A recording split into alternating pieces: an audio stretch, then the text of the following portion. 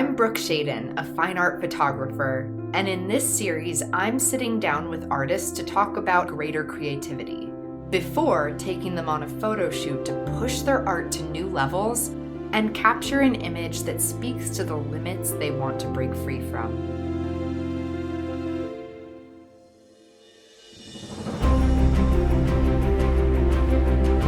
Brian Clavel, aka Privilege, is a fine art photographer and performer who uses photography to put queer stories at the forefront of the narrative. In this episode, we discuss how creativity has been a tool to language their identity, while creating an empowered image that inspires the idea of home. It seems like you have been able to take exactly who you are into all of these spaces, whether it's spaces that are traditionally safe for you or not. And there's a lot of power in doing that, in showing other people who you are. And with that comes a sense of home, of owning the space that you're in. Where do you feel is home for you? Do you think that it's an idea, a place? You, as an individual, will have homes everywhere. You'll have homes wherever you decide to place it. And I think that's it, deciding, right? Yeah. It's not about waiting to be accepted. It's about saying, I will be accepted. Yeah, I mean, acceptance will never ask you to abandon yourself. Yes. Right. And it seems like the idea of home is really the idea of honesty and truth with yourself. Yeah. And if you can find that place of true honesty where you're not denying any part of yourself, then it makes sense that you can fit anywhere, but you're also a complete individual that doesn't compare to other people, that doesn't necessarily fit into places. Yeah. You simply exist in places comfortably.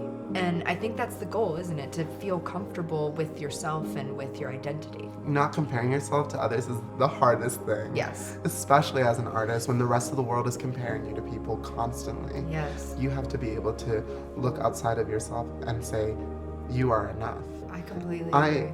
Especially in drag, people are constantly critiquing drag performers for not looking beautiful or not meeting expectations of what beauty is supposed to be, especially as it's entered a commercial world where beauty is the thing that's driving the monetization of drag.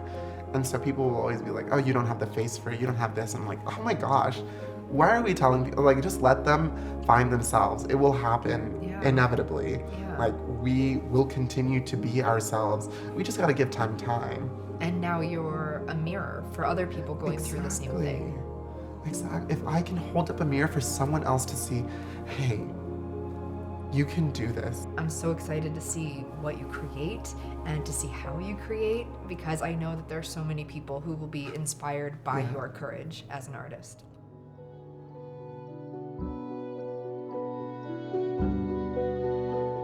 You're going to create an image. I can't wait to see what it is. What is your process when you start to create?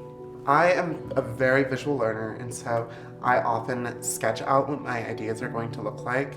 So I usually do like really rough sketches, like really quickly, so that I can see the image before I get to the actual set. So that's important for you. You feel like you should have some sort of visualization before you get there. Especially if it's like a planned shoot. Like, I can shoot impulsively. I work in nightlife, so I do a lot of those images. But when I'm planning out specific things that I want, I like to go in with as much preparation as possible. So what are you envisioning? We've talked a lot about this sense of identity and home.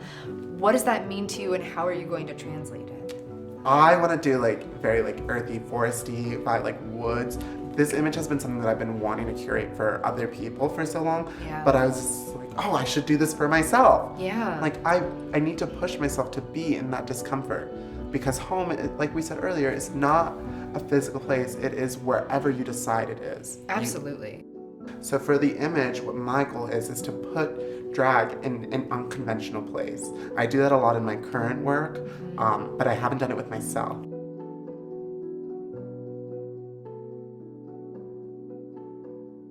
That's fine. Yes, I'm just gonna...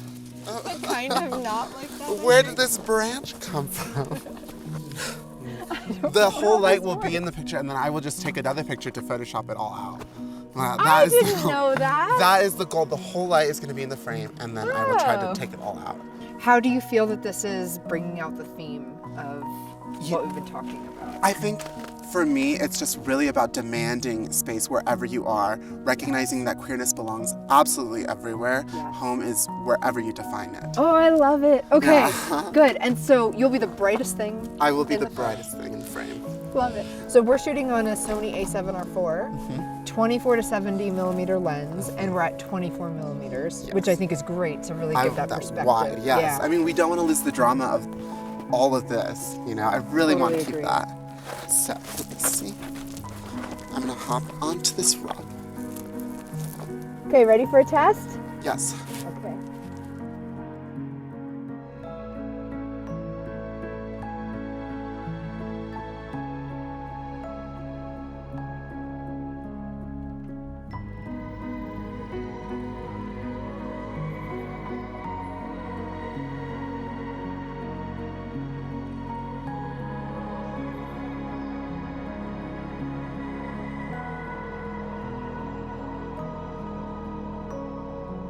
And right now what I'm looking for is just like really beautiful posing in the figure and light in the eyes. I Yes. love this shot in particular because the body like is giving that like figure S in relation to the rest of the Yeah, shot. so just lots of curves and lines and interest right in the center of the frame. And I remember when we were shooting and you made a note more for yourself to position your face toward the light so you're not losing the light in the eyes. Yeah, for instance, when we look directly, we're getting Yeah. these like raccoon shadows. Right, right. And the frames have so much detail to them. Yes. I will use some to get really nice detail shots, like to really look at all the beautiful details that the designer put into this garment. Yes. Um, Exactly. But then it really comes together because of your courage to do it. Taking up space and putting queerness in allotted venues that aren't meant for people like me or haven't historically had representation like me exist in those atmospheres is so important to me. So that was just putting myself out in nature and calling it home is perfect. It seems like everything that you do centers on the concept of authenticity, of being entirely who you are, no matter what. What advice can you give to other people trying to do the same thing? I just say give time. Language develops organically and inevitably. You know, even if you can't language for yourself right now, who you are, if you can't find the strength to say the words, it will be fine. You know, it will be okay. Just know that there is an other side. I like to consider that I am both wilting and blooming at the same time.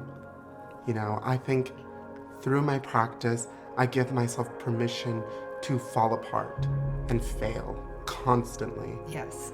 And through that, I also get to rebuild every fraction of my being, give genesis to new versions of myself.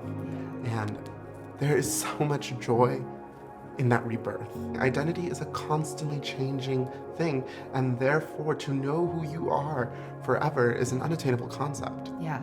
I just have to say thank you so much for being who you are, for giving everyone else permission and inspiration to do the same thing.